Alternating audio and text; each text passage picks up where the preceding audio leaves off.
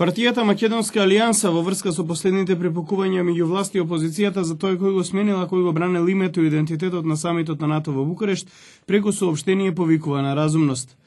Македонска алијанса, поддржана од над 90% од македонците во диаспората, отсекогаш била за прекин на преговорите со Грција, стои во соопштението.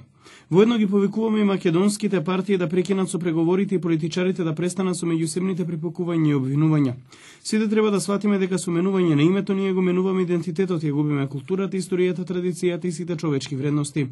Зарем сакаме да останеме безимена нација која ќе замине во минатото поради желбата на некои политички структури за освојување на ситни политички поени со препукувања кои не им доликуваат ниту на недораснати адолесценти, стои во соопштението од Македонска алијанса, а потоа продолжува истото. Мора да сватиме дека Македонија е свето име и света нација која мора да се зачува.